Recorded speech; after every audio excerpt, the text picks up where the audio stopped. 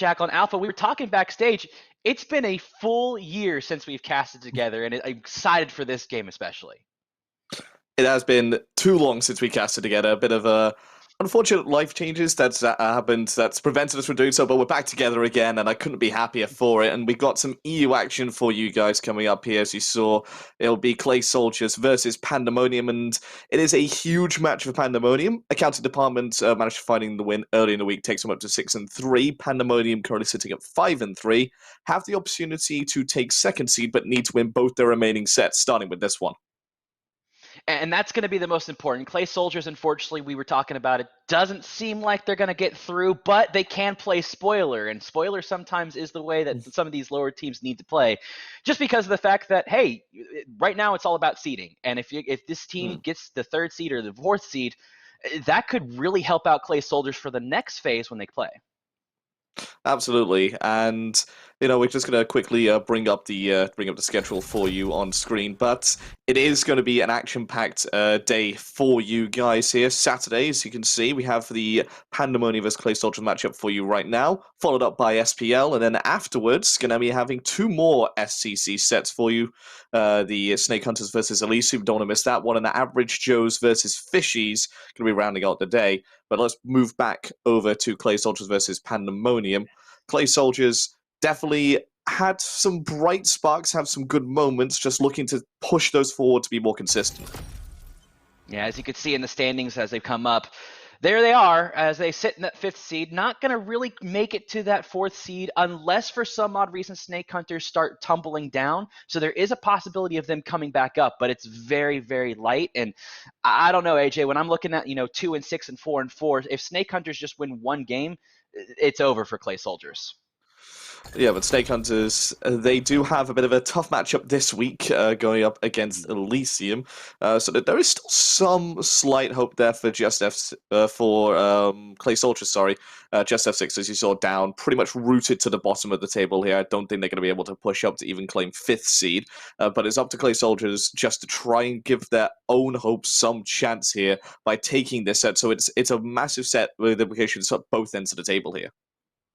Yeah, and just looking at the rosters alone, AJ, we know the roster of Pandemonium pretty well. Some really recognizable names. As we do jump into picks and bans, you'll see those names pop up. But for Clay Soldiers, I don't know. It seems like that they're down there, like they're on the heels of this team, but they're not just quite there. So what do Clay Soldiers have to do, just in regards to trying to take a game or even a set off of this team? I think their early game is one of their strongest points. They always seem to be able to get off to decent starts, always have good fortune in picks and bans, always manage to come up with strong drafts. It's just their transition going into objectives and going into the late and mid stages of the game is what needs some work and needs to become a lot cleaner. As you can see, a lot of the time Sun Wukong's taken off the table against this team, speaks to the strength of their solo laner, speaks to the strength of Sibby, who is quite comfortable over there with that pick. Just look to try and give him some bit more comfort, start to play on that Fire Giant side of the map a bit more, and you never know, Clay Soldiers could wind up playing spoiler, like you said, here to Pandemonium.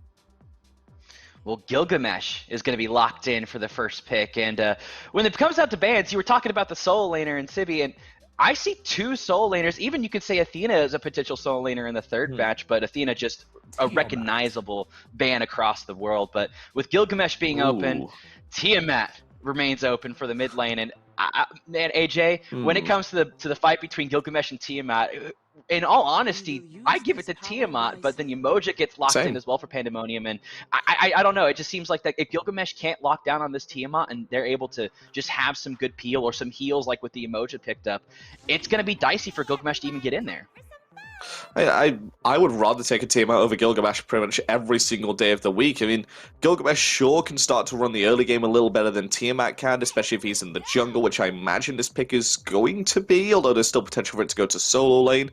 But then Tiamat just comes alive in the mid and late game, where Pandemonium have looked their strongest. So far, it's a good draft day for Pandemonium. And Chiron, to round it out, Pandemonium so far have 3 top picks in their respective roles. And Clay Soldiers have got a Jing Wei as their ADC. They got Scylla in the mid lane, has been nerfed slightly, so no longer the overall top pick. Tiamat definitely risen above her in my ranks in my eyes. So Pandemonium coming here with a monster draft somehow. And it just seems to be their MO, right? Like Pandemonium just always come up with this monster draft, as you mentioned out. And I look at Clay Soldiers, it's not a bad draft. I can see some sort of synergy with it, but nothing quite stands out to that. There's some crazy amounts of damage when it comes to the I'm a Monster Scylla. Jing Wei, once she hits level 20, can actually do some crazy things. But with the recent nerfs to crit, it seems like it might be a little bit harder for them to catch up, as the Osiris is the one that gets locked in for the solo laner of Pandemonium. And with these bans coming out, they really targeted the jungle, it seems like, for Clay Soldiers. And then on the flip side, they didn't want to see any supports. They banned almost the top supports in Terra, Ymir, and Kumbhakarna. Kukulkan will be locked in for the Clay Soldiers as we do wait for that support pick. Yeah, that should put Gilgamesh over into the jungle. I do like the fact that they put him into the jungle. Kukulkan, probably one of the top solo laners, if not the most pressure-heavy solo laner, especially in the early game because of how he can run it with Bluestone. Fafnir to round out the draft. Single target lockdown is the name of the game here for Clay Soldiers. A little bit of AoE, a little bit of team fights disruption in there with the Kukulkan, with that Gilgamesh wins of your Smash. So I'm looking at a Wheelix now as the final pick for Pandemonium. Great synergy with the fact that they've got the Chiron, with the fact that they got the Emoja. Fafnir going to find it difficult to leap away. Scylla and Gilgamesh the exact same. Jingwei has to be careful about when she dashes. This is fantastic counter pick here from Pandemonium and gives the draft entirely over to them. Yeah, Pandemonium's draft just looks solid.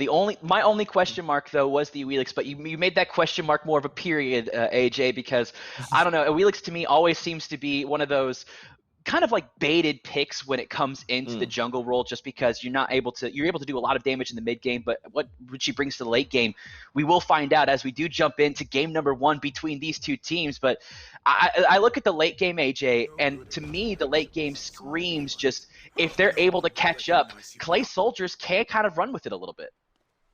They can do. You're never going to write off a team that's got a Fafnir Scylla in it. No chance. And Kukulkan, for all his strength in the early game, does have a phenomenal late game as well. Probably one of the most damage-heavy and damage-oriented solo laners when it comes to those late-game team fights, especially if he goes into a Void Shield, which we have seen a lot of solo laners do these days.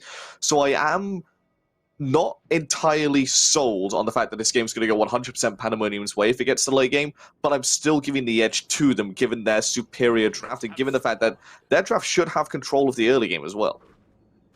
Yeah, their draft is definitely going to have the early control of the early game, and I really like this pick that Kana picked up with this Osiris.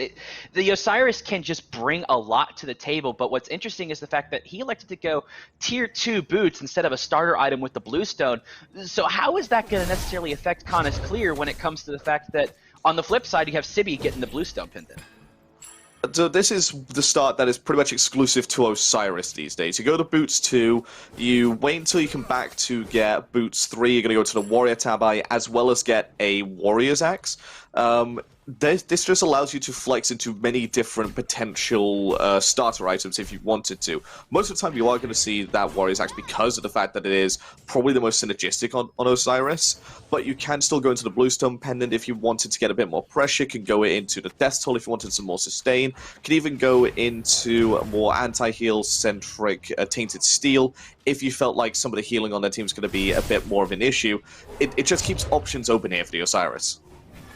Yeah, it really does, and the Osiris just seems to be one of those gods that once he's starting to rotate a little bit more and get into these team fights, he can be really just hard to lock down with that Lord of the Afterlife, but that'll be a little bit later. Right now, Sibi is in full command of this lane just because of the fact that he's a Kukulkan at level 3 and he's got that rage form consistent, so until Osiris kind of is able to do anything, Kana's going to try to just maintain the lane to make sure that he can keep the pressure alive. Yeah, Connor's back to base early. Maybe just a little bit under pressure, but he's going to have those Warrior Tabi now, and it's going to have a lot of potential damage onto him because of this. Don't forget, he had 10 power before, now he's got 40, so it's 4 times extra power available to him, means his ability is going to hit harder, he's got more movement speed to get away from this Kukulkan if he goes into that rage form, so it should be a lot better for him to trade into this Kukulkan now. Well, the name didn't fool you guys. Emilzy is going to be over there in that Emoja role, and we've seen Emilzy play Emoja numerous times, and we know how much he can actually affect a game. Not only as Emilzy himself, but just Emoja being one of the top picks in this support role. There's the amount of healing that comes out. And Shoxy Foxy taking a lot of poke. I wouldn't be surprised if he has to back away, but we kind of expected this out of Clay Soldiers. When you come with a Jingwei and a Fafnir, their clear is not going to be as good as the Emoja and the Chiron. Now, with the Jingwei Fafnir, what you're hoping for is to just poke out the enemy early on. You can't really do that against the Emoji, so the comp sort of falls a little bit flat there. And then over on the other side, of course, you have the Emoji, we have the Chiron as well. Sibi's going to be ganked here. This is going to be an early kill here for Pandemonium. Sarpei is able to pick up that first blood on that Awelix. The beads coming out as well for Sibi, so that's going to be a big win for the side of Pandemonium, not only getting the first blood, but now they can freely invade this jungle, taking away Sibi's blue buff. Even though he doesn't necessarily need it, he's able to get a little bit more pressure for Kana to be able to get some more levels on him and start getting the early rotations. Oh, and it's such a pivotal kill as well, because Sibi didn't have enough gold to finish off boots. He only has boots 2, the combat boots, giving him 10 power, 12% movement speed. It feels horrendous as a solo laner if you have to buy only boots 2 on your first back, on your first death even, because you have to back to base again once you finish off those boots. Otherwise, you're just at a massive disadvantage, meaning you lose a lot of gold, a lot of pressure to the solo laner who's been able to back for boots already. Well, it seems that Shakshi Foxy was just helping out the mid lane, trying to get a little bit more pressure over there, but lost a little bit of pressure in the left lane just because, again, Jingwei, not going to do too much, but look at this. Sarpei is here again to see if maybe he can catch Sibi out of position, but Sibi does have that ultimate available for him for any sort of CC immunity, as he will not back as he has been pinged out. So, right now, Pandemonium, they have the win of the draft. They're ahead of a little bit of gold, but nothing too crazy to worry about. Mostly the first blood and a little bit of pressure over on this left-hand side. As now, Milzy is able to stun out. Shakshi Foxy, look at that great ultimate coming out from Chiron. Shrika will pick up another kill. Okana's going to pick up Sibi on the right-hand side. Shakshi Foxy looking a little bit weak. A couple more autos will be able to do it, but just not enough damage. 3-0 in favor of Pandemonium, and as you mentioned, AJ, this is just all downhill, it seems. Yeah, you have to respect the Chiron and the Emoji. I mean, the Chiron's damage is absolutely insane with the Bluestone and Morningstar. The Emoji lockdown is great. Caspadify only level 4 on that Jingwei. Didn't have access to that airstrike ultimate. Didn't elect to use the beads as well once he got stunned. Just punished around the board there. Sibi again falling, goes into the tank boots. And I believe, looking at it, it looks like it was just a good old-fashioned solo kill. No rotation from Sarpei that time. Yeah, it's what happens, right? It's what Osiris brings to the table. Once he's able to get some sort of lead, he kind of just runs the game, and especially since he's got a little bit of anti-heal, a little bit more slows, everything like that, Sibi just kind of falls into the wayside. But it's going to be interesting because it seems like that Zerga isn't doing what Gilgameshes normally do. He's not controlling the map as it seems. It seems like this Awelix Sarpei is able to control more of the map than he is. And I don't know, when Gilgamesh is one of those gods that comes up, you want him to control lanes. You want him to control like the mid lane and try to get the mid laner to start rotating. But we haven't seen anything from him. We've only seen Sarpei. Yeah, I would love to have seen Zigzag be a lot more aggressive, especially onto the mid lane or maybe onto Streak Up. Because that lane is starting to be a little bit behind, and you want Caspadify to be ahead on this Jingwei. Just go over there. When Streak Up uses that dash, that's when you can go in and start to lock down the Chiron. Yes, he's going to have that cleanse to get out of your ultimate, but he has to use that cleanse as a defensive option rather than an offensive option, meaning he loses a lot of damage in trade. Well, Sibi might be able to pick up the return kill. He is in that transformation, but Lord of the Afterlife will happen. But in the mid lane, Joshi is able to pick up Sergazek, and now the I'm a Monster comes out, will not connect. So Joshi picking up the kill for himself, and again, this is really helping out Pandemonium. Joshi's got that Tiamat going on. Look at this. That's going to be an ultimate coming out for Streak Up. Streak Up just needs to hit one more. He doesn't connect the last one. That would have helped as Emilzy's taking a little bit of poke. He's going to try to throw out the Riptide, and he's able to walk on through it. So that will be a Gorp that falls for Pandemonium, and the Fort fell as well. They have so much pressure around this map, not just because of Sarpei, because we've only seen him twice. They just have it just in general because of their picks. Their picks have been very strong. They synergize well together. They played on the aggressive front foot, and Clay Soldiers have just got no answer to this. Their early games usually where they start to find a little bit of footing and start to lose it a bit later on, but right now they're just coming to the set almost unprepared. I'd like to go back to the fact that their draft as well, their top pick, Gilgamesh, really hasn't got off to a good start. They then picked up the Jingwei and Scylla. Scylla hasn't got a kill, hasn't died yet either, so again, a little bit less impact. Waiting until the later game to give a judgment on that, but the Jingwei, the god that you pick because you don't want to fall behind in lane and want to just farm up, get towards that mid stage and start to be a bit more impactful, is behind the Chiron. It is losing a lot of pressure to this Chiron. On the flip side, top 3 picks from Pandemonium, the Tiamat done extremely well so far. Ahead of the Scylla, controlling the lane, getting past the early weak stage of the Tiamat gameplay. The Chiron, 1-0, fantastic so far, getting the pressure where he needs to because of the fact that he's this Chiron. And then the Milsey on this Yamoja as well. It's been dominant, pretty much from start to finish. Managed to help Streak Up get that first kill in lane, and has just started to rotate and been a nuisance around the rest of the map as well. It just seems that Pandemonium, everything's working well for them and everything's going up, but Clay Soldiers, it seems like they're trying to play for the late game, and if they can just stop these deaths from happening, stop this unfortunate timely demises, I think they can pull this back up. They're not out of the game yet. If you take a look, 8 minutes in, it's only roughly a 2,400 gold lead in favor of Pandemonium, so nothing too crazy, but the player damage is crazy as there's a bleak comes up from Sharpay. Now Shoxy Fox is going to go into the ultimate. Gilgamesh will also ult as well. Lots of damage coming out. Unfortunately, Joshi will be able to pick up Sega, but Shoxy Foxy will return pick up Sharpay, but Shoxy Foxy will follow Joshi. That's a double kill for him, and that is 6-1 in favor of Pandemonium, the only kill going in the way of the support. AJ, Pandemonium, they just have this, it seems. Yeah, the team fights just look a lot cleaner. They have the target selections just down better. Sergazek, up until that fight, had 0 player damage, by the way, which is why I was pointing it out. Pretty much 9 minutes into the game when your first pick, Gilgamesh, had 0 player damage. Granted, he has some now. He's second from bottom.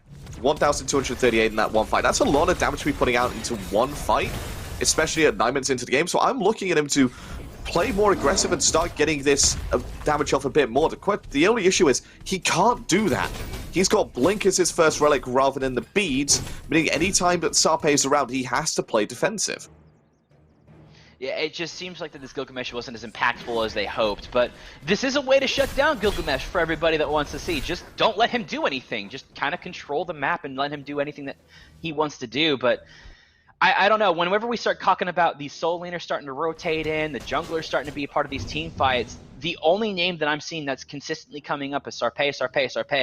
Sergazerk was able to be in one team fight, he was able to get the assist, but he died for it, and his support died for him as well, he was able to pick up that kill. It seems like that really Pandemonium have this in the bag in sort of the early game, but they're not out yet. Clay Soldiers can pull something out. The Gold Fury is up. All these objectives or neutral objectives are available to them. So if they're able to get a better team fight, maybe then something can happen. But AJ, it seems like that the team fights have always gone to Pandemonium's favor. They've just been grouped up a lot better. They've been the ones that have started the engagements time and time again. The last one, where Clay Soldiers did pick up a kill, was engaged by Clay Soldiers, but apart from that, it has been Pandemonium on the offensive on the front foot. Sibby going to be traded out here again. Connor putting in the hurt, putting in the damage. And it's just that Warrior's Axe, the Warrior Tabai, and that Warrior Shield. It's just been, the Gladiator Shield, sorry. It's just been too much for Sibby to handle, even with these reinforced Greaves. Sharpay is trying to see if maybe he can find something in the jungle, but instead will elect to grab that Forp side. But Sergazerk is around just to make sure everything's good. But when you're able to have so much jungle pressure that you're just kind of roaming around the enemy soul laner's blue buff and are able to get anything that you want, it's kind of insane as Sharpay now making the rotation over onto Sibby, trying to get it off, but the beats come out, but the River's Rebuke will keep him locked into place as Sharpay will pick up Sibby. Gilgamesh is here. Sergazerk trying to see if he can get anything off, but the ultimate won't necessarily stun a lot of people because they're able to all get out of it. So that's just a late rotation yet again for this jungler, and it's just Pandemonium. They're on a correct pace. They're on everything like there. And he's coming in from the background. Seems like that Sergazerk's trying to see if he can get something. The blink comes out. Khan is going to throw out the scythe and try to see if he can get him with the tether. They're 100% Lots of damage. So they're 100% diving this. This is all over, but the crying Sharpay will pick up the unofficial double. And now Farrakirk has made a rotation over. Does hit the Scylla Crush. Not able to hit the I'm a Monster. As Emilzy is here, beads come out for Farrakirk and just able to dash away. Huge rotation out of Pandemonium, and nothing comes out for Clay Soldiers. I did like the use of the ultimate there from Sarpay, using it as a root immunity to get himself out of the Sikkim to avoid the I'm a Monster coming out from Farrakirk. It's a good play, but on the flip side, it does mean Farrakirk is then free to utilize his Sentinel to get away, because Spanify going to be able to get away thanks to the agility. But again, Streakup just able to dash as freely as he wants into this Jingwei. No response from Caspadify in terms of damage, no response in terms of any abilities, apart from the agility to get away even further. It's going to have to fly back in and just repeat the same process over and over again. Streakup without any form of basic attack sustain, no actually built up just yet, relying on his passive to keep him topped up, because Caspadify needs to utilize the fact that he has the sustain and start trading out with him occasionally. Well, and Caspadify, he might be playing the I'm going to play for late game thing that Jingweis normally do, right? Just able to say, hey, you know, I'm not going to do any player damage until the level 20 mark. You guys just stay alive for as long as you can. I'll get the crit. I'll get everything, all the player damage that you need once I hit level 20. But he's not going to be able to hit level 20 if he's not able to farm efficiently, and Sarpei is recognizing that's going to make a quick rotation over the left-hand side. Does see that the going to try to see if he can get the Jingwei out, and unfortunately not going to be able to hit the knock-up, and they're going to be able to walk away. But Ping's coming out, recognizing that they are on the left-hand side, so maybe some pressure here in the mid lane, but nothing really to come from this. And Shoxy Foxy is a little bit out of position, but he's got the rest of his team there. As Ping's coming out, see if maybe they can collapse on him. He does get spotted out by the vision shard that Sarpei placed. But no, they're going to go ahead and disengage, because recognizing that there's a lot of people on the left-hand side, this is a great call to back for the Chiron. Yeah, 4K lead so far, 13 minutes, 40 seconds into the game. It's not insurmountable, but Pandemonium definitely looking to be pushing up onto that even more. If I'm them, I'm looking for one kill before looking for an objective like this Gold Fury, or even just start the Gold Fury once you force him out a little bit further anyway. Because Caspadify had to back to base, Rivers Rebuke just to zone, and there is the Riptide as well to put in that little last bit of wall. Fantastic play from Emilzy. I don't think we've seen that yet. Using the Rivers Rebuke as a massive wall zoning tool, even bigger than something like a Ymira or a Terra, and they just get the Gold Fury for free. And it looks like Kana's going to pick up Sibi for free here underneath his tower. I believe the tower did more damage than Sibi did to Kana in that trade. So not only getting a Gold Fury, but on the flip side, on the right-hand side of the map, they're able to get a kill.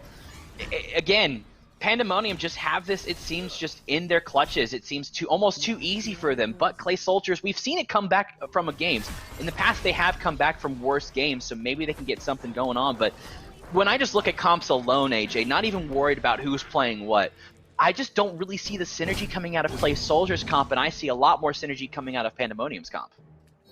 The synergy can be there from Clay Soldiers. You have the engage from Fafnir, followed up by some roots or some heavy diving in from the frontliners. There is a lot of potential for burst coming out and set up for the Scylla. The issue is, Varric just hasn't been able to get involved in any of these engagements. Pandemonium have been very selective about the sides that they've taken these fights on. A lot of the time has been on this right-hand side, over in the jungle, more towards the left as well. If you have a look at where the deaths are, it has mostly been on Sibi and Sergazek. They have avoided fighting around the Scylla. They've, for the most part, avoided fighting around Shoxy and Caspadify as well, and that's by design. Well, by design, and yet again, Sibi will fall to Sarpei, who is on a killing spree. And now this right-hand side tower will inevitably fall pretty quickly. And again, AJ, Sarpei has been around this map this entire time, being a part of 70% of Pandemonium's kills.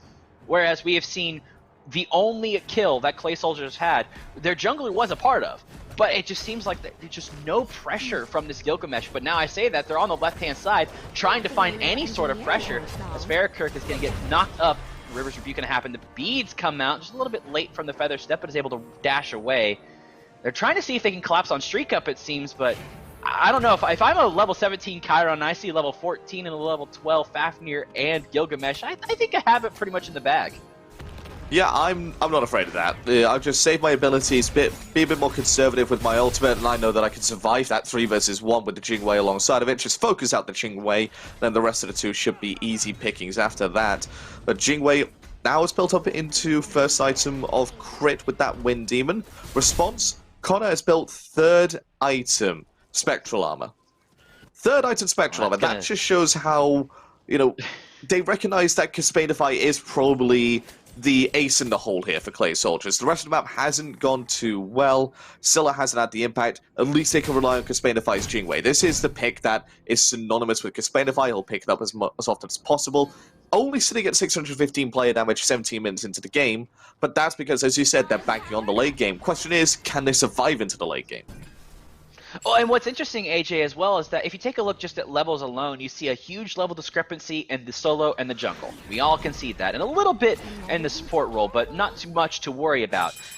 Really, it seems like that they're kind of even in this mid and carry lanes and the hunter roles, and if they're able to kind of keep those two people getting to that level 20 mark, once Scylla hits level 20, her passive just becomes online. But will she be able to make it to level 20 as the Aegis comes out? She just gets locked down. Milzy is able to pick up Farrakirk. Great Riptide just to kind of pull him back into it, and then the ultimate coming out of Sarpei. Just great communication, and now Jingwei has to make the rotation over to this fight just to see if he can help out anything.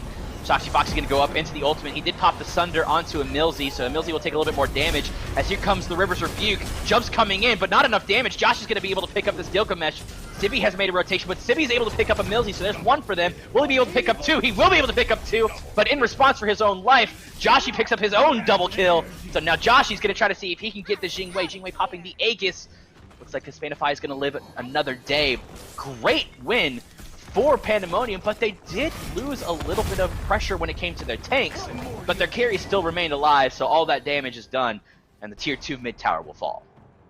Clay Soldiers did the best that they could in that fight. They did the engage they needed to do. Shoxy immuning out a bit of the damage and a bit of the CC, and then all of a sudden, here comes Sibby, here comes Sergazek, jumping in on the backline, jumping in as aggressively as possible, expending everything that they could to kill Emilzy and Connor.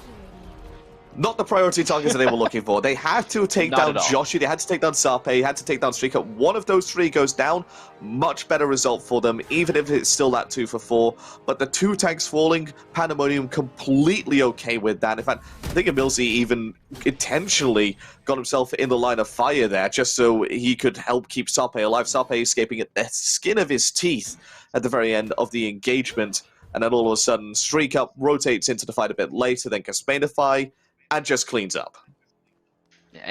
Now is when the level disparities start creeping up, and even though you're looking at gold, it's about 9,000 gold in favor of Pandemonium, roughly 8,000 on that end.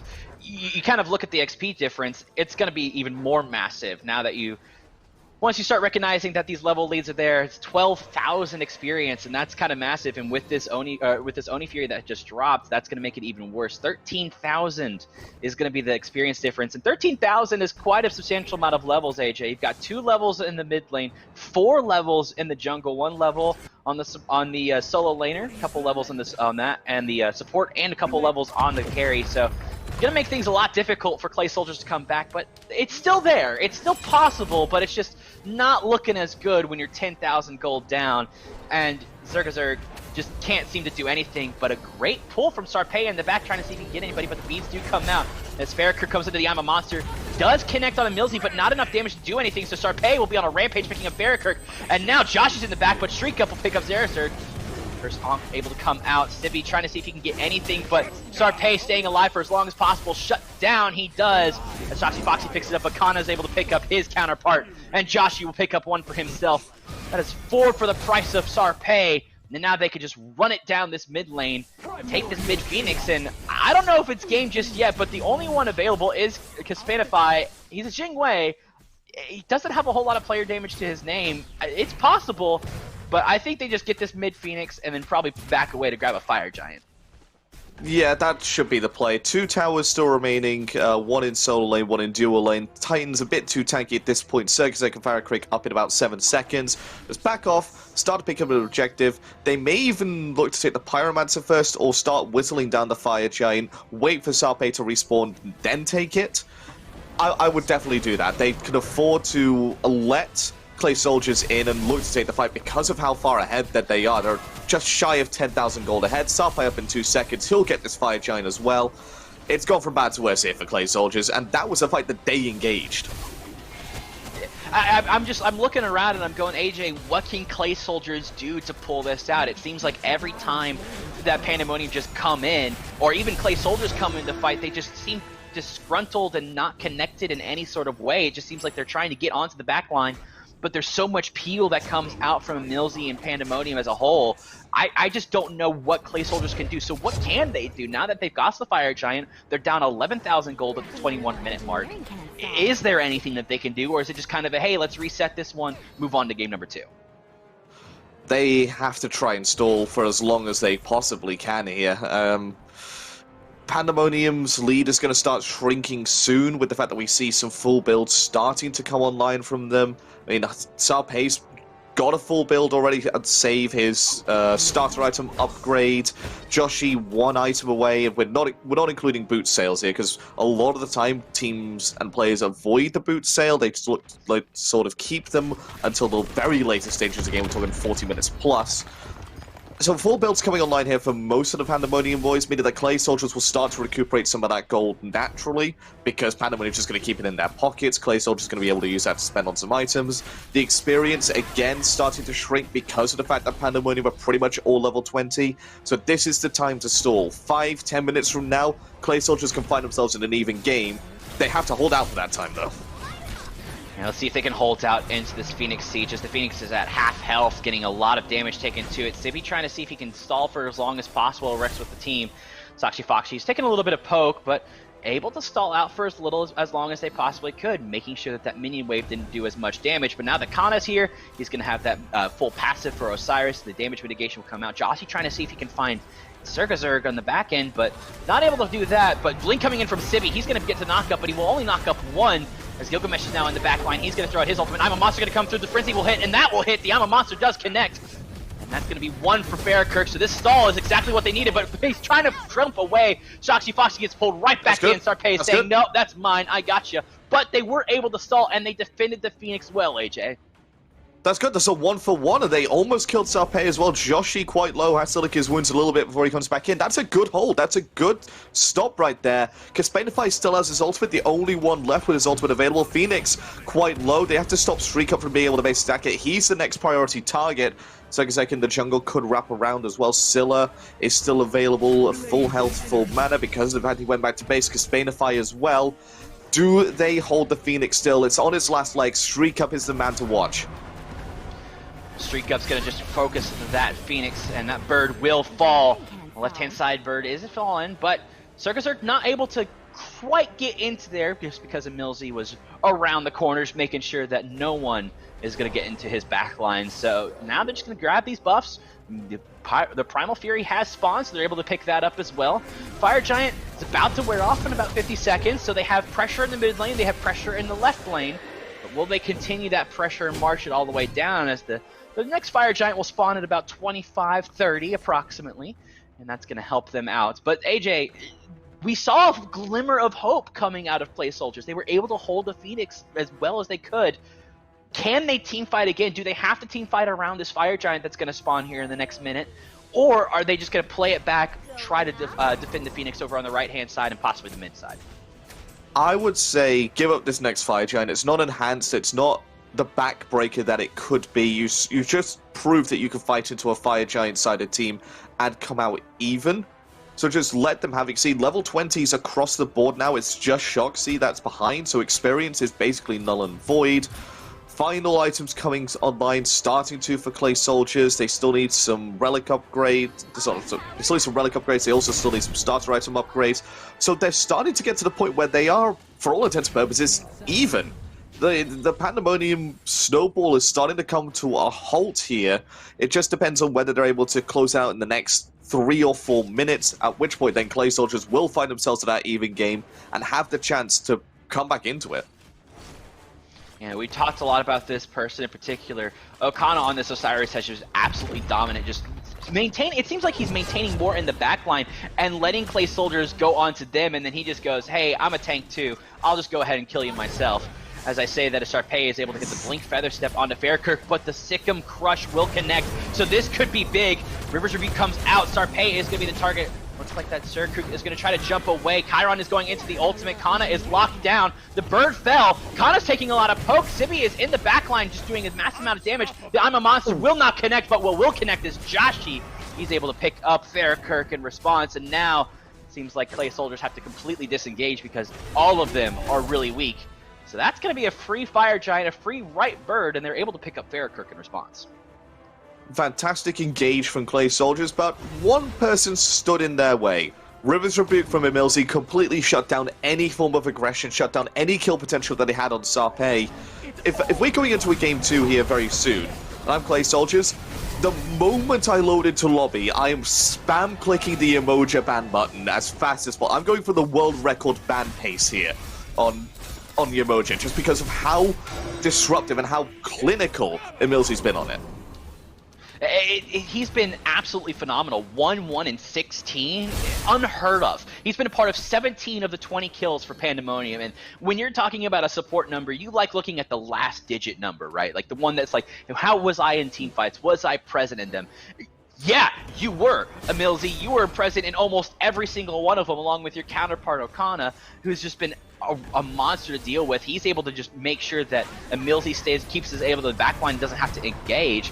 Okana's taking a little bit of poke, and Clay Soldiers are trying their best, but just the amount of damage that Tiamat's able to do just absolutely annihilates them. So now they have to completely disengage. Just mid-Phoenix Falls, they have the Fire Giant around their waist. It looks like they're going to try to see if maybe they should wait for this left bird to spawn and just take that out, so just to make it all over, but the crying, it seems. But it is going to help out Clay Soldiers a little bit. They're going to have to defend along this Titan, it seems. No minions have pushed into the throne room just yet. Soxy Foxy trying to see if he can find any sort of damage. Big crits coming out onto Emilzy, but that's not going to be able to do too much to Emilzy just because he's able to heal right back up. Trying to see if they can position themselves into any sort of winning position is going to be Pandemonium. Soxy Foxy is the target. Look at the damage that's coming out of Joshi. They're just going to come right on in. Sibby's going to blink. The I'm a Monster's going to come out. It won't matter as he's going to get drop kicked into the fountain. But again, Surgazerg is able to pick up Sarpei. The River's Rebuke zoned out almost everybody, but it's not going to matter, it seems. Titan is at a quarter health, but they're not going to be able to do anything because Street Cup's able to pick up Soxy Foxy. Joshi is able to do so much damage to Surgazerg that he's able to get away, and the Titan is at little less than half. Surgazerg is trying to see if he can get to the backline. He's able to drop kick, but he falls immediately. Joshi picking up the double kill. Titan's at half health. He is divine as his Titan will fall. Pandemonium picking up game 1. Clinical, clean game from Pandemonium from start to finish. Took them a little bit longer than I would have expected, given the amount of dominance that they had across the map. At 29 minutes, they took it slow, they took it methodical, and sometimes that is the best way to end the game, with giving your opponents no chance of getting back into it. Yeah, it just seemed like it was Pandemonium's game from the moment we loaded in. And the second that we saw those 4 kills in the very early stages, you said it yourself, Pandemonium just kind of have this running themselves. They're too late game on Clay Soldiers, so maybe they can adjust something. And if you are Clay Soldiers, what would you adjust, AJ? Like I said, world record pace for that emoji ban, and maybe look to take up a couple of top-tier picks. I'm not saying Chingwei isn't a top tier. In fact, yeah, I'm saying Chingwei's not a top tier pick. Pick Chiron instead. Pick Chiron. Yeah. Chingwei's trash. Pick Chiron instead. If that's the game plan for Clay Soldiers, we're going to see what's going to happen. Game number 2 is going to come back in just a short break.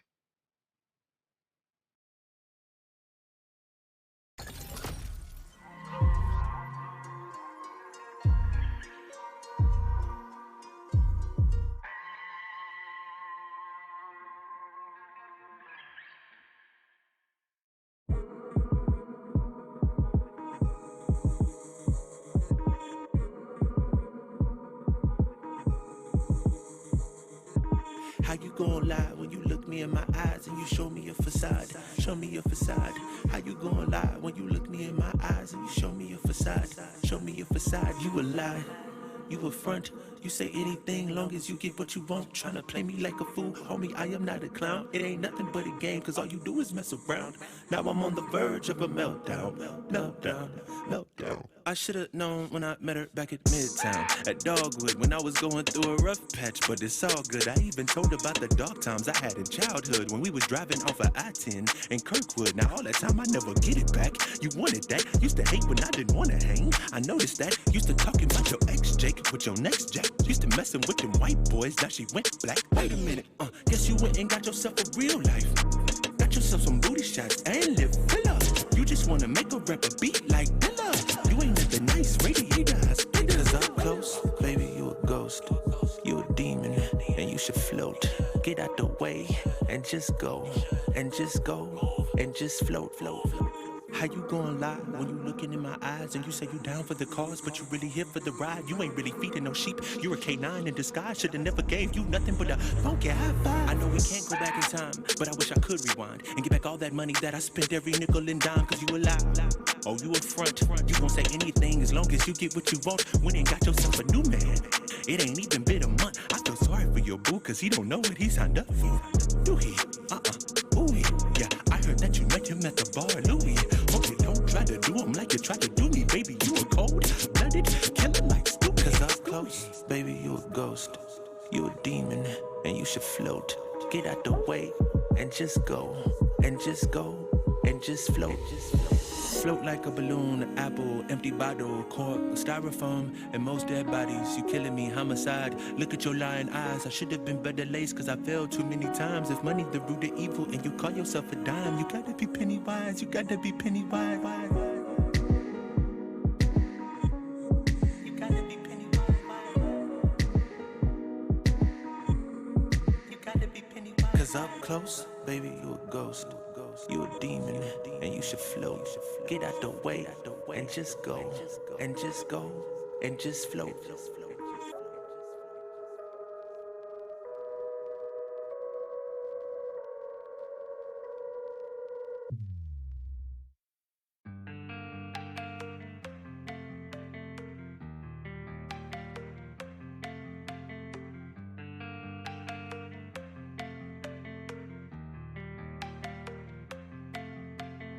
On my own, no fixer.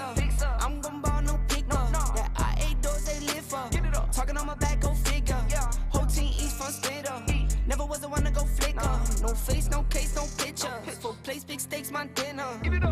Flip that, Canal Street. Flip back, last week.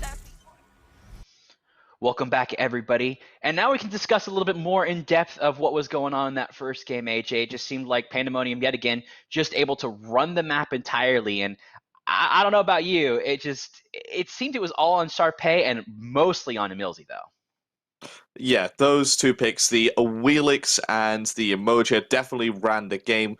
A little bit of Osiris as well is going to have shown why the pick is strong and why Connor definitely had the advantage over Siri. Sharpay and Connor combining very well in the early stages to put a shutdown onto this Cullen. But Sergasek, as the first pick, Gilgamesh needs to be doing a lot more, needs to be putting a lot more impact, especially in the early stages of the game. I'm looking for them to change up most of their draft here. I mean, the draft overall, good. The way they played the draft and the way the first pick and the first couple picks afterwards went needs to change.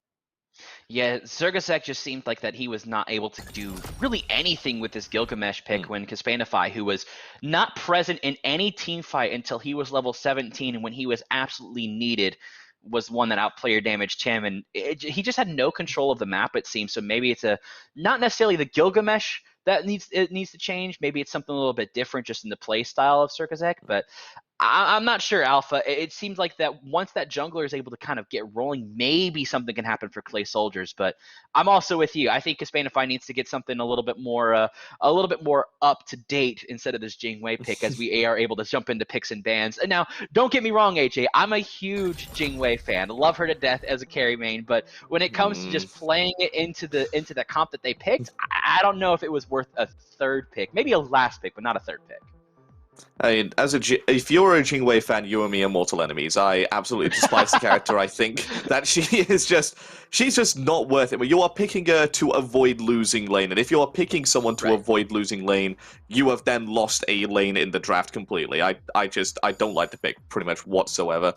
Strange enough that we're seeing a Heimdall ban nowadays, considering a lot of hunters are shifting away from crit, going into more of an attack speed focus build with kin size, and Heimdall's passive has been nerfed, who does less damage to crit anyways. Janus, no surprise to see him taken off the table. But interesting to note, Clay Soldiers, they had choice of first or second pick. They elected to take first pick again, and the adjustment has been made. Yamoja is off the table.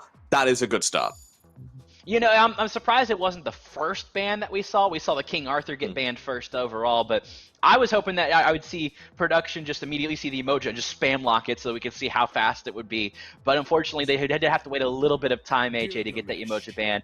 And Gilgamesh is going to get locked in yet again. Tiamat's AJ, open again. I don't know about this. Tiamat is open. You just said it. Tiamat, Chiron. There's so many characters that are open. I don't know, AJ. It just seems that Pandemonium is just like, okay, too easy. Tiamat, Chiron. But they instead go for Osiris first because, why not? Osiris did Tiamat. really well on it. Yeah, it's got to be Has Tiamat. to be Osiris right? Tiamat. Like, yeah. They're going to go chat. unless they feel like the Chiron's going to be a more valuable pick here for the ADC role, I can kind of see it, considering Chiron just does dominate the lane. But the Tiamat hover here tells me that it is most likely going to be that Tiamat. To secure the best mage in the game, why wouldn't you? Okay, so Clay Soldiers, you're locked in first pick Gilgamesh again. It's going to go jungle, I'm pretty sure of it, because Sergazek does love his warrior jungles. Please make sure that there is some onus on him and some draft around him to be able to impact the early game, because that's where Gilgamesh is strongest, is the early game. Well, the Sun Wukong will get locked in for Clay Soldiers, and that will help out the Soul Lane a little bit instead of, just having the Colin run around and be able to do things. Sun Wukong can be just a little bit more impactful, and the Morrigan being locked in for Clay Soldiers. So we said, hey, you've got a Tiamat, now we've got a Tiamat, and I think that's going to definitely help out the Clay Soldiers a little bit as well. I like the draft already, much better from Clay Soldiers. The Morrigan, for my money, I still think she is the strongest god in the game. Like, she is just beyond all levels of broken. The Dark Omen damage proc is just absolutely absurd, can get you a kill out of absolutely nowhere. Sun Wukong, Sibi, if you're a European player, you know that that is a combo, a match made in heaven for him. He plays his pick much better than he does any other solo lane pick by miles, excluding maybe the Shark. He does quite well with as well, but no one plays Shark. So we have two lanes now, much stronger than what they were in the last game. Morrigan should get the pressure over the Tiamat in the early game. Sun Wukong should get the pressure over the Osiris. So now the Gilgamesh has free reign of this right-hand side jungle and should be able to impact the early game.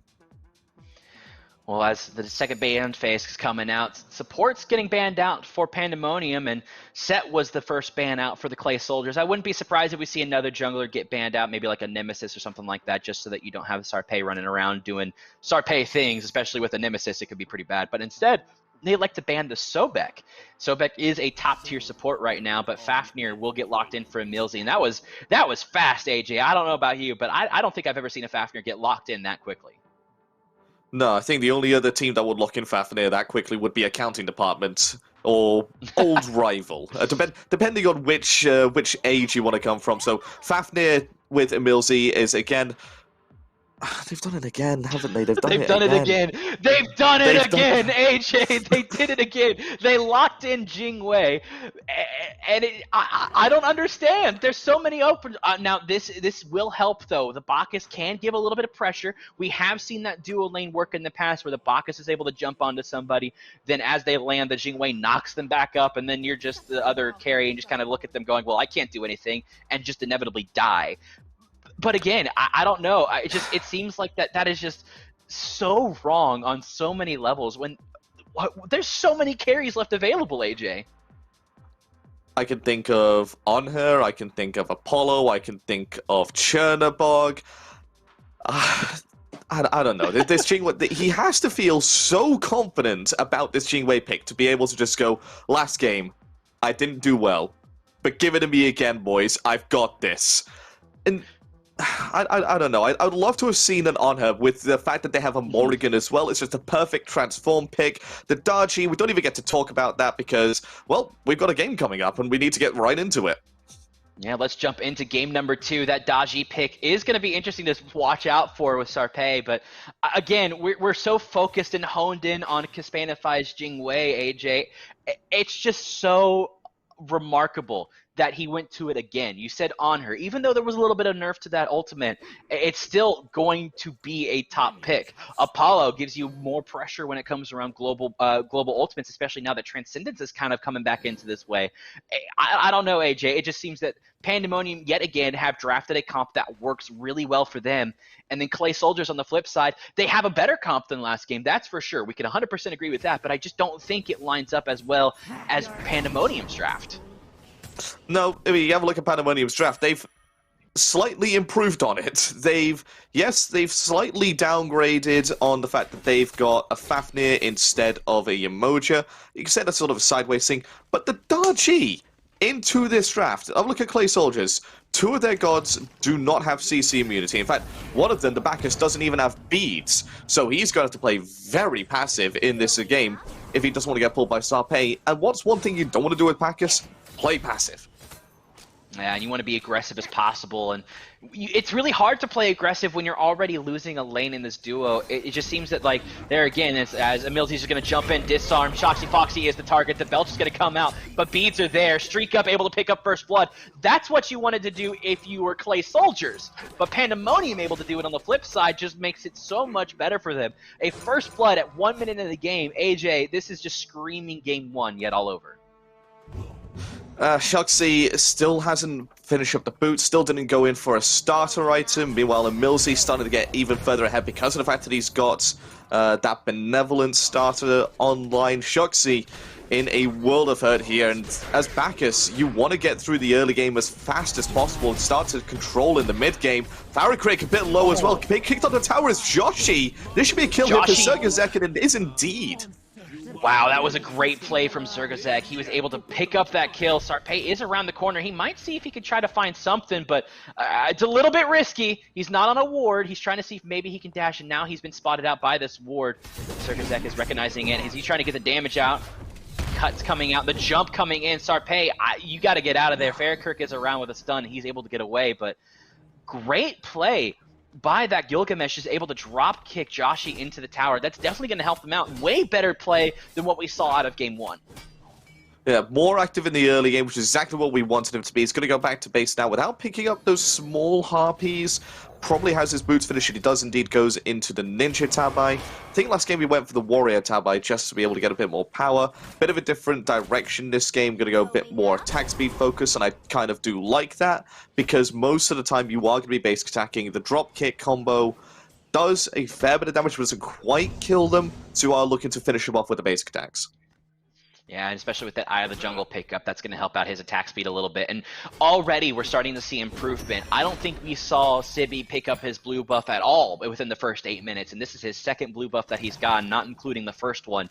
So that's really helping out Clay Soldiers. I think they're able to pull the shot a little bit more. Even though Pandemonium right now have a 1,000 gold lead, at 3 minutes in, that's almost nothing. That's maybe what, like not even a full item, maybe a ward or two, as Sibby's taking a little bit of poke, as Powwow comes out, not going to be able to connect, but that's the Powwow for the Morrigan. Farrakirk was the one that was able to transform, trying to see if they could pull Joshi out, but unfortunately not able to connect any of those chains.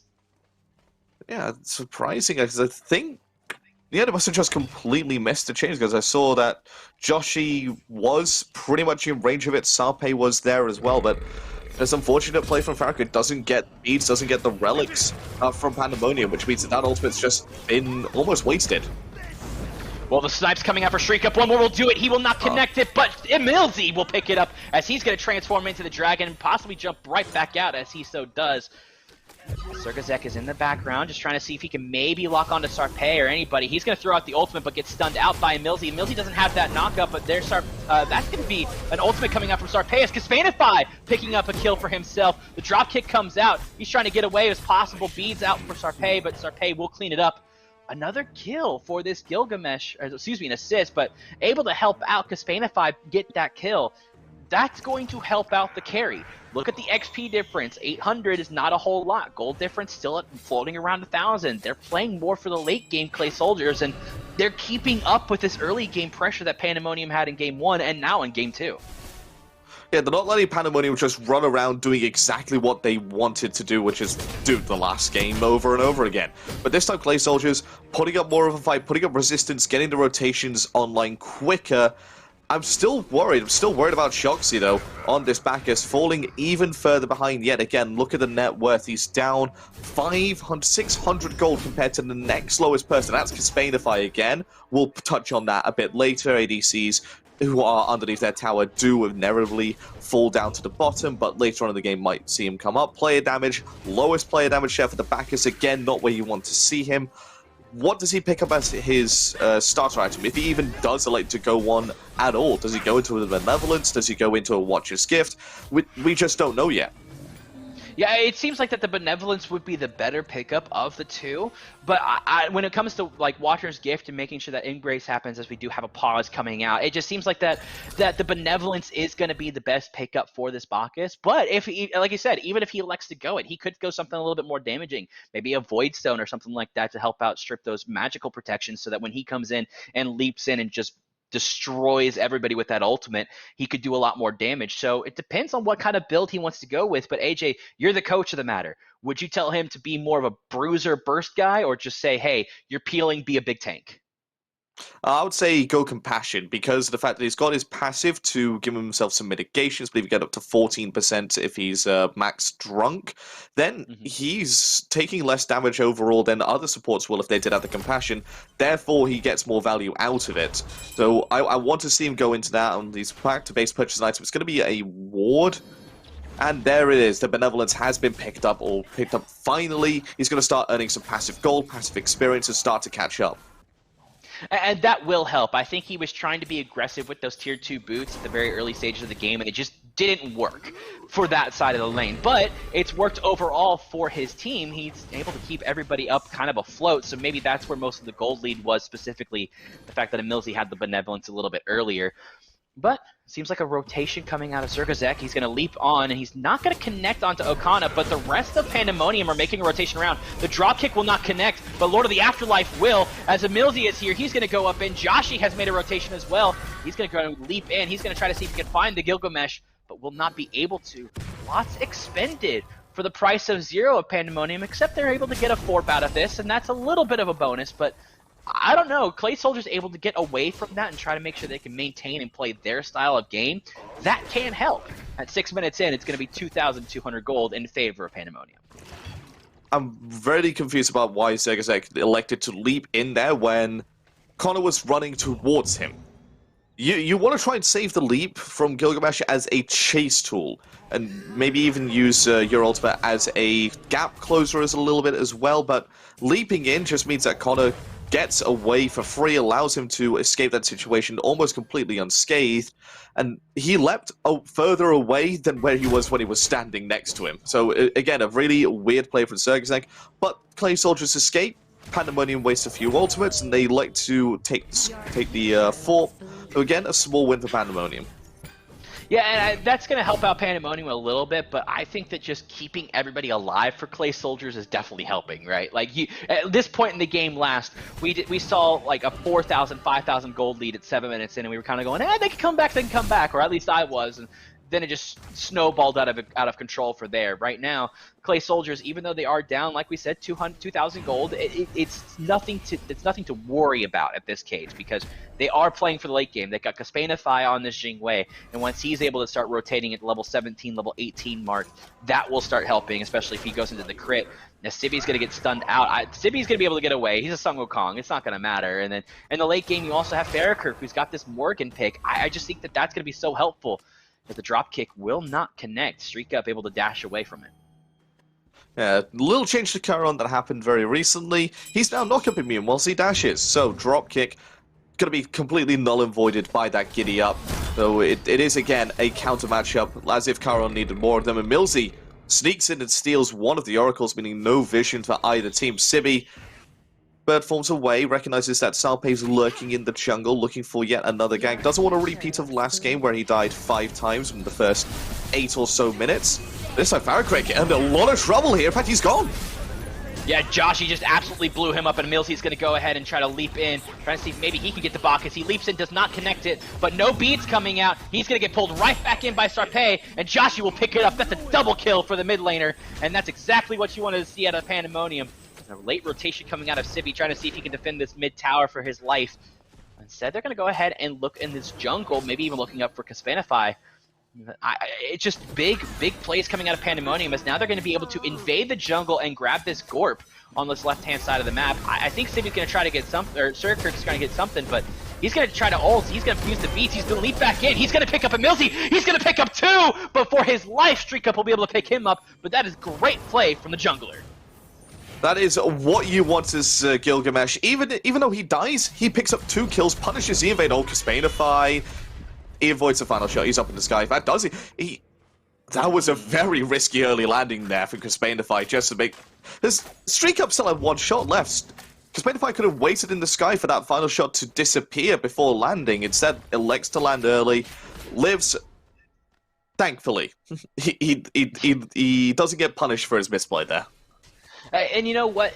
We have to talk about Surg in that play there because he was just able to. He was floating around this Gorb trying to see if he can get something, and then he just jumps in and is able to pick up 2 kills for his own life. No one else on Clay Soldiers fell. He was the only one that fell, and picking up 2 for himself is a big win. Soxy Foxy getting caught out a little bit out of position, but nothing's going to happen. Streak Up getting knocked up, but Caspanify is able to dash away. Goes into the explosive bolts, but you don't want to take too much damage from a Chiron. Doesn't have the ult available for him to stay alive, but neither does Caspanify. But again, Surg just was able to be around and just be present. We have talked more about him now than we talked about him the entire time in Game 1. And it's certainly looking to spell a different mood for the Clay Soldiers camp. Looking at the top of the player damage shots for his team, only behind Streak Up and Connor. We're going to ignore Connor because of the fact that he is a solo laner. Streak Up should be able to escape here. 1-2 shots miss. Farrakrick should have been able to hit that second shot. I mean, Chiron's dash is very predictable. Shoxy going to pull back in the mid lane. That's going to be a death here for the support. Picked up by a Millsy. Support on support violence. You'll love to see it. As Surg is now here, and he's going to get a little bit of violence done to him. He's going to jump away, but Joshi and Sarpei are around. Knock up immune from the dash, and Joshi's on a killing spree. And Millsy tanking the damage just so that Sarpei can stay alive. That's what your support does. And they're able to pick up that kill pretty easily. As Sibby is trying to see if he can get his own blue buff, and he's able to do so, but again, Pandemonium, they just have this in the bag when it comes to that mid lane rotation. Now 5,000 gold up as they make this rotation on this Gold Fury. It's essentially free at this point. Yeah, there's been a switch up from Pandemonium in this game compared to the last one. Last game, all the action was focused on this solo lane, a little bit in the mid and a tiny bit in the ADC lane. This game, all action down mid lane. Just focus and make sure that Farrakrick can't use this Morrigan to her full potential. Make sure that Shoxy is putting the world of her for picking this Bacchus and daring to pick Bacchus when Darji was on the table. And it's working out for them yet again. They've managed to pick up the Gold Fury. They picked up an invade on the Gorp as well. Thorpe was taken by them too. So it's just going well for them across the map once again. 6,000 gold lead that they've raced into in 12.5 minutes. It's, again, looking dire for Clay Soldiers. Well, Surg is around to help out his solo laner Sibby, but Kana able to recognize that is going to be able to get away. But it is looking dire for Clay Soldiers, but it's not looking as bad as it was in Game 1. We have to kind of agree with that. I mean, it is rough. 6,000 gold is definitely nothing to scoff at 12 minutes in, but now with this Pyromancer up and the rest of the squad coming in, that 6,000 gold lead probably going to look a little bit higher for Pandemonium, and I think this is right here is when it starts looking very, very bad for Clay Soldiers. There's nothing that anybody can do. No one's really caught it out. Honestly, Vision hasn't really been in favor of Clay Soldiers. They have some aggressive wards, it seems, around where normal rotations would come from, but nothing around the neutral objectives has been dropped at all this game. Clay Soldiers looking better than they did last game. Certainly a lot more cohesive. Certainly have a focal point of them in this game in the form of Sergazek. They had the focal point last game, just weren't able to play around it. Gorp going to be taken this time by Clay Soldiers, so they'll benefit from the upgraded buffs. But Emilio's not going to let them have the purple for free, looking to just harass and make sure that they know that the invade potential is going to be there. Timer has been taken by Pandemonium, and that's the important thing. It wasn't about stealing it this time, it's about stealing it next time. Well, Emilzy taking a lot of damage as the ultimate comes out. He comes crashing down a little early. 1, 2, 3, none will hit. As Caspanify is able to just back away, and it seems like that Caspanify is just playing the slippery game, right? Like, I'm just going to be a slippery little devil and make sure that you can't kill me, but I'm going to be able to get kills onto you. And Sarpei is going to dive in onto Farrakirk. He's going to pop the Aegis and try to transform into Sibby. Sibby's, actually, it's going to be the Sun Wukong, as Joshi's able to pick up Surg in the back. Seems like Shoxy Foxy's trying to get something for this, but the Belch not going to be able to stun for the last tick, as Farrakirk, being done, had to bird form away under the tier 2 tower for his own safety. So this tier 1 tower will fall in favor of Pandemonium. Again, they just have all the pressure across the map, it seems. Clay Soldiers are trying to get something, and Surga's, doing way more than he ever did. He's been a part of every single kill that Clay Soldiers have. But I just think, as you mentioned, Soxy Foxy being 0-4-0, 2 levels down from the support and just been constantly behind, he's not as tanky as a Millsy right now. He's not been able to engage at all, and that you want to be able to flop on people as a Bacchus. You want to be able to belch aggressively as a Bacchus. They've not been having any aggression or any luck around this pick whatsoever, and the Morrigan hasn't been able to find any success either because of a very smart Dargy pickup. Both of them, well, the Bacchus doesn't have a CC main ult, and is most likely not going to pick up beads, so he's going to get pulled in. Farrakrick on this Morrigan needs to rely on stealth to be able to get away and escape. There is no stealthing around the Dargy because it's all dot damage. You will be revealed instantly. There is no escape from the Dargy. The second that the Dargy gets on top of you, has to utilize that transformation to get away. So it just... You are guaranteeing that two people are almost hindered to the point where their characters are basically unusable the way you want to use them before the fight's even begun. Yeah, it doesn't help either that Emilzy has just been in this dragon form every time she does go immune, and then she could just spray around in a circle and be like, oh, there she is, I found her, and be able to get a kill, or, you know, just be Emilzy and do Emilzy things and just get a wonderful stun off as 1, 2, the third one. He comes down early again, but he pops the Aegis this time. Is he going to be able to get away? He will not, as that's going to be Chiron. Streak up, picking up a kill, and that's a killing spree for him, a 1 for a solo trade for that. And that's going to probably end up getting the left-hand side tower as it does fall. Sibby looking a little bit weak as well. Emilzy just, you know, doing, again, Emilzy things, just stalling for as long as possible, going up into the dragon form, as here comes Sarpé, as he's going to pop the ultimate, going into Sarpé, as now he's in the cloud, he's going to come crashing back in. As Serg is here, the frenzy was popped. Doc is trying to do some sort of damage, and the belch comes out. Joshi is stunned out. No beats be dropped yet, as he will fall. Serg picking up Joshi. Serg is now still on Emilzy, as Farrakrick is here. He's going to stun Emilzy. Streak up, trying to see if maybe he can get onto somewhere around here. He must make the rotation, giving the cleanse off to Emilzy. Emilzy's still very weak.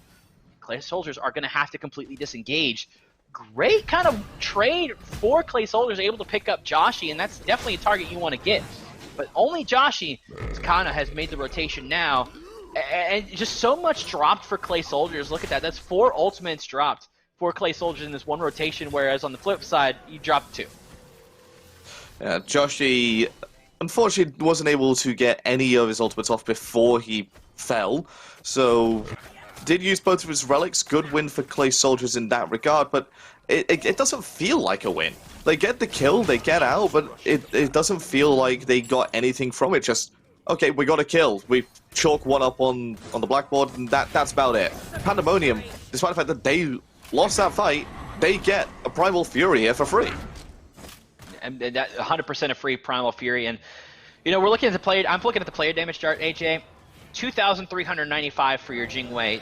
Definitely Caspanify is doing the exact same thing that we saw last game, where he's just going to say, I don't care if you want to box me, I'm running away. I'm just going to make sure that I stay alive until that level 18, level 19 mark, when a Jingwei actually comes online after she gets a little bit more items and tries to do an impact crazy. But on the flip side, we do see Serg at near the top of the player damage chart, and that's what we need to start talking about, because he can control fights. We've seen it time and time again. He was able to do a 2-for-1 trade. He controlled the fight in the mid that just happened. It seems like that he's going to be a problem child for Pandemonium, as Sibby is taking a lot of poke, but Serg was being pinged out. As Emilzy going to jump on in, that was going to be the Magi's cloak getting procced from this Bacchus, so he won't have that for an ultimate. As, well, here comes the mid lane. He's going to try to go up into the Sun Wukong Cloud. He does able to get so. Farrakrick trying to see if he can save it for his life as long as he can. He's going to bird form out. He's going to be able to disengage, but in the back, Sibby had to pop his ultimate as well. So both Sun Wukongs have come up into the cloud and come crashing back down, trying to get a little bit of health. And on the flip side, just Vanify getting the tower, doing Jingwei things, trying to do his best to get to level, as this Fire Giant has started, and I think this Fire Giant's almost free unless Sibby is going to be able to try to see if he can do something. He won't be able to. He's going to get stunned out. In fact, he's going to bull out, but it won't matter. Sharpay is going to pick him up, so all of that for nothing. And now Caspanify is going to try to see if he can get a tier 2 tower in response. It just seems like it's so unimportant, this Jingwei. Like, I said I was a big fan of Jingwei, but I don't know anymore, AJ. I think I'm slowly becoming a convert of your Church of Jingwei is bad. Yes, welcome to the light. Just join me in the revelation that Jingwei is not the pick you want to be taking. It's a base race here, though. That's exciting. Base race going to be going on. Phoenix should fall down here, even with Connor's pressure available to him. He is really tanky, though, and I think Caspanify is going to back off. No, they're going to get the Phoenix here. Great trade out. Good gold gets them back into the swing of things, but do they lose Titan for it? Oh, the Titan is at half health. It looks like that Morgan's trying to get something here, Bacchus is going to be able to knock out the ultimate. Streak up, throwing out his ultimate. Sarpei is looking a little bit weak. Joshy's trying to do something. As Fairkirk picks up 1, but it will not matter. 20 minutes in, 11-6, Pandemonium picked up game 2. 20 minutes on the dot as well. It wasn't like 20 minutes and something. It's exactly 20 minutes. Exactly in, so, 20 minutes. Yeah, well done to Pandemonium for taking that game. Again, a clean one, but not as clean as game 1. So it's a surprise to see that they ended this one very quickly compared to the last one. Well, it doesn't help with the fact that, we saw Serg and the Jing Wei over on that left-hand side just casually getting a Phoenix trying to base race it, and they were like, hey, we know that Kana's over there doing nothing, so we're just going to go ahead and just take this Titan down, right? So easy game for Pandemonium just because of the lack of map awareness, or just did not care necessarily for Clay Soldiers. They probably thought this game's over pretty much anyway, but Connor did a good job of keeping them locked up there. It was either they died to get back to base, or they ended the game up near the opposing Titan. So it was good play from the Osiris just to keep the two of them down, make it a 4 versus 3 for the base end. Well, we are going to take a quick click before we go into the in-depth analysis of that game. Stick around. We'll be back in just a little bit.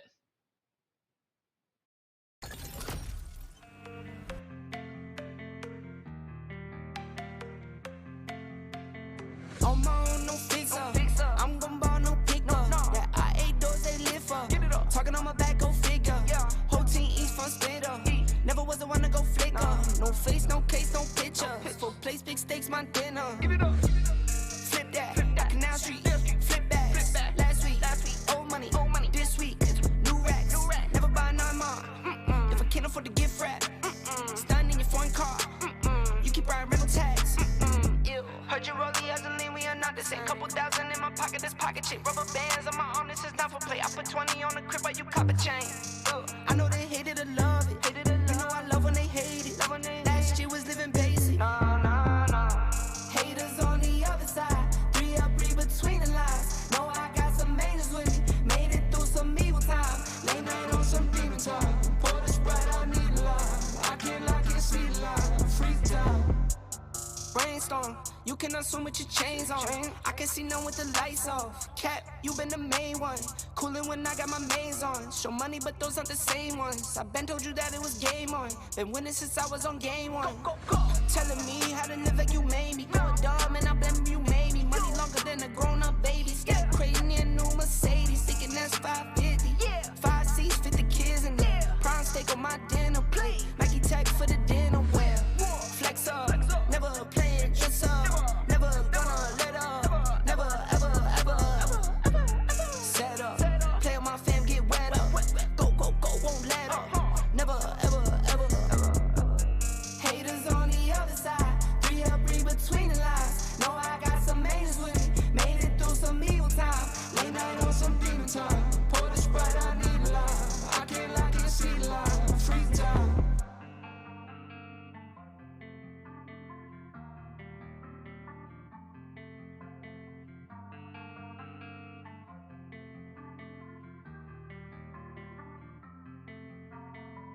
I don't know if I'm okay. I don't see the light of day. Looking up to higher ground, thinking that'll be your sweet escape. These days gotta schedule the romance. They say that love is a slow dance. A short bike ride to the crib, using no hands. Oh, did it feel like I'm floating? But I'm falling with both eyes closed when I let the world spin. Testing the water, she got my nerves tense. Back when I ain't even have a purpose, I was so eager to learn some things. Anxiety bring out the worst in me. Society paint me as enemy. My making it by that remedy. I'm more occasional, don't do it regularly. Backs under my eyes, weighing down heavily. Mama been worried, the devil allegedly deep in the plan. Subconsciously wanted it since I was 10. I thought I was sharp on my scroll and my pen think it did. So mama found shit of them legs. She told me that's not who I am. But nowadays I put on for the fam, see you when I can. I'm surrounded by my feelings, I'm stuck on a Ferris wheel. I bet I perish with 140 acres. She want the horse and the carriage, a porcelain portion of garbage. I talk to the mirror, I know that life's not the fairest. I lost my can, I can't pay off the bills with the blessing. I'm sure I relate to the Reddit page. It's feeling like money is everything. Money is everything. It's everything I need. Till I lay my eyes on you. I don't know what this is, yeah, but I feel like it's... And welcome back, everybody, to this post-game discussion between the two teams, Pandemonium and Clay Soldiers, where Pandemonium were able to take up 2-0. My name is Fuzzy Wuzzy. Joined with me still is Alpha Jack on Alpha. Pandemonium kind of took this game too. It looked a little bit dicier, but they were able to take it up earlier. It just seems like that, hey, no one's this Jing Wei who does supposedly massive amount of damage isn't here. Let's go ahead and run it down. So it just seemed like that was the game plan, and it worked out really well in Pandemonium's favor. It was just, we have Fire Giant, let's just run down this tier 2 tower, we might be able to get all the tier 2s. Oh, they're trying to base race us.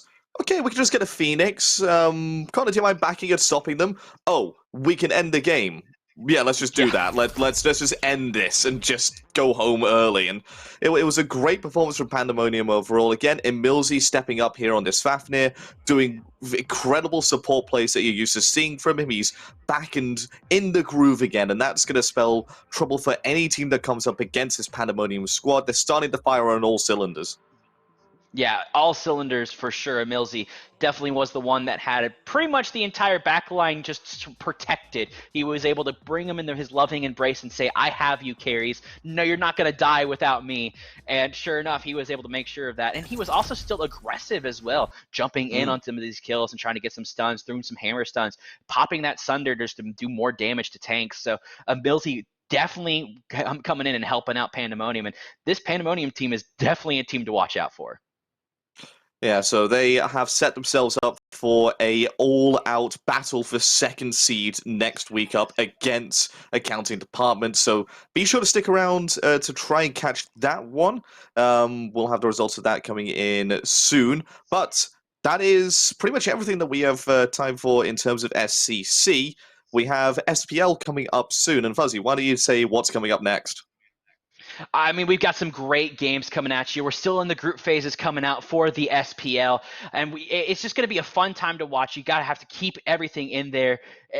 SPL, just a fantastic thing to watch. I love watching it, especially these games that are coming up, AJ. And we're going to be able to throw it over to a quick break. Stick around. SPL is coming up next.